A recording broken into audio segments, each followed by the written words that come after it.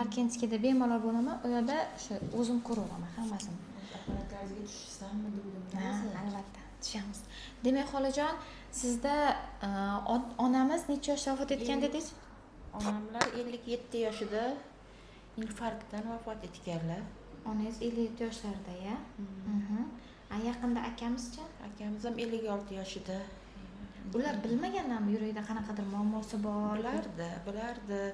Nima bo'ladi? O'zi farmatsevt bo'lgan. Farmatsevt bo'lganlar. Shunaqa bo'lgan. Semirganlar ozishga harakat qilib, shu dieta qilib juda ko'p kasal bo'lganda o'zini tekshirtirib yurardi, haddan tashqari ehtiyotlab yurardi. Bilmadim, o'sha kuni to'satdan oshqozonim degan skoriy kelib shu yerdan ukol qilganda ketmagan.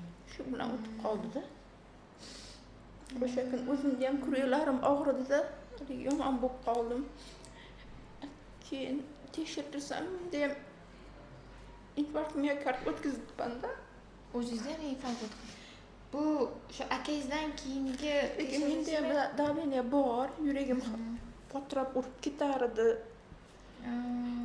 Xolajon, mana akangiz farmatsevt bo'lgan ekan, qon bosim ko'tarishlari bo'lgan ekan.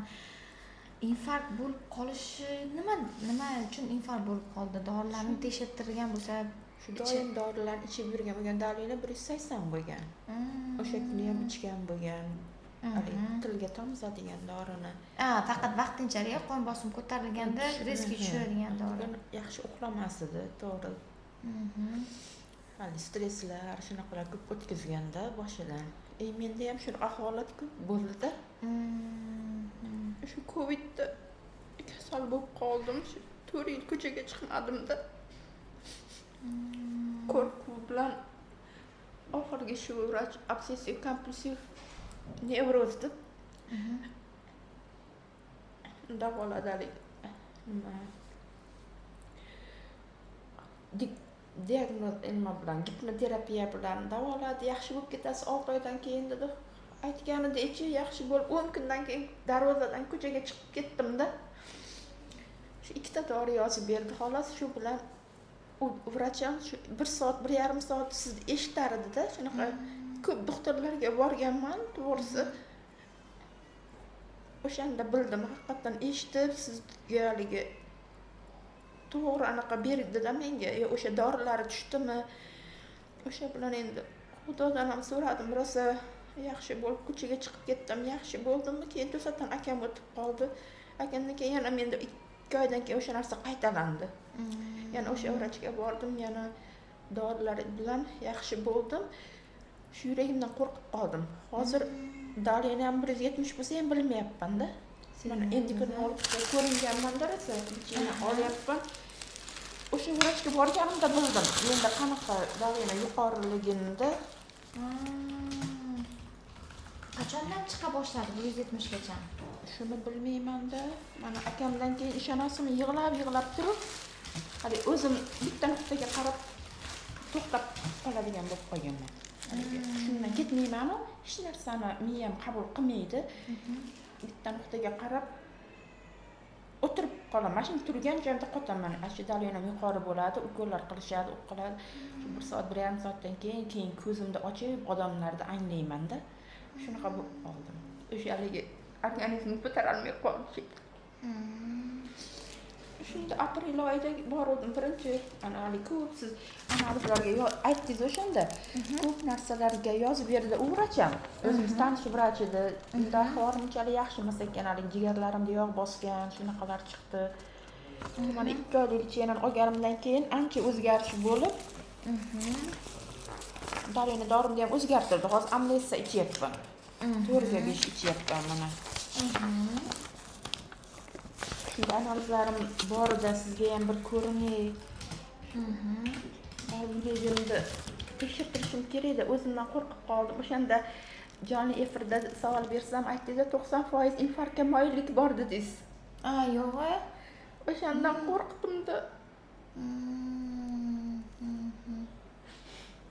Chunki onangizda infarkt bo'lgan, akangizda infarkt bo'lgan.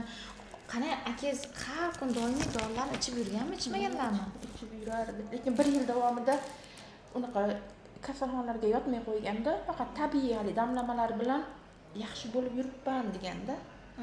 Oxirgi birda shunaqa qilgan, dorilarni to'xtatib qo'ygan. Doktorlarga ham bormay qo'ygan degan. Chunki rasopoblicinaga man bitta tomirdan qon yaxshi o'tmaydigan bo'lib qolgan ekan. Qon tomir to'siqligini borligini bila turgan, lekin shunda ham giyohlar tuzatadi deb o'ylaganda. Tuzatadi emas, endi stent qo'yish kerak degan menga telefon qilib qo'rqqanda endi stent qo'yish kerak deyapti. Ba'zi birlar endi o'zi doktor juda katta tanishlari bor-da, bunday doktorlar ham yo'q. Da ikkilandi, yo qo'rqdimi deyman-da. O'zi bilib turib qo'rqdimi qo'ydirishga. Qo'ydirsa balki bunaqa bo'lmasmidi. Endi u yog'i Xudoning ishi. Yo, avvalambor Alloh. Bizga yomon o'tarib o'tali ota-onam erta o'tib ketganda unga suyanchiq bo'lgan inson edi. Undan keyin men yomon bo'lib qoldim rosa. Hozir shu qishloqqa ketsam kelgim kelmaydi. Bo'ldi xolajon. Hammasi Allohning ishi deyapsiz-ku, Xudo xolasa sizni davolaymiz. Bolalaringizga bosh urib berasiz. Bolalaringiz ham baribir sizga qayg'uradi-da, xuddi o'zingizdek ota-onam, akam deydi-ku. Bolalaringiz bilan birgalikda doim hali ko'rib yuraman-da, borishim kerak deyman. Hali keyin oyog'im og'ridi, shu akamdan keyin ikkala oyog'imda ham anaqalari men ertalab tizzam ishib yurolmay qoldim-da. Unga lecheni oldim. Haligi o'rin yetmayapti-da mana. Kardiologga borishim kerak, o'zim tekshirtirishim kerak deyman. O'zimda holatimdan qo'rqaman-da baribir. Yaqinda o'rtog'im 10 kun bo'ldi, bir hafta. O'tib qoldi-da, yana 4 kun 5 kun panisada yotdi. Ularni ko'tarilganda semiz bo'lgan endi. Hali buni eshitib haligi yomon bo'ldim-da baribir. Odam o'zi uchun baribir tekshirtirib qo'yish kerak ekan. Hozir yana yomon issiq kelyapti-ku. Kechqurun yomon yuragim g'alati bo'layapti-da. Keyin qizimga aytdim, tashqaridagi qizimga borib kelamiz, ikkalamiz. Bektemirdan keldim-da, endi bir soatlik yo'l bor. O'shanda ham haliga o'zim yolg'iz chiqmaganman, u yoq bu yoqqa. Qanaqa shunga baribir tekshirtirishim kerak bo'lmaydi. Ash apparatlaringizni so'rasam, mana administrator bor dedi. O'shanga ertalab 11 gami borsammikin dedim.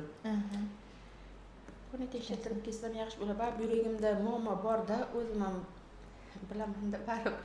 Joningiz omon bo'lsin. Yana eng qilgan to'g'ri narsangiz nima bo'pti xolajon? Sizdekini hozir mana bilgan ko'pchilikda ma'lum-ku, Coviddan keyin yurak qon tomir kasalligi bor, aynan bemorlar olib ketib qoldi.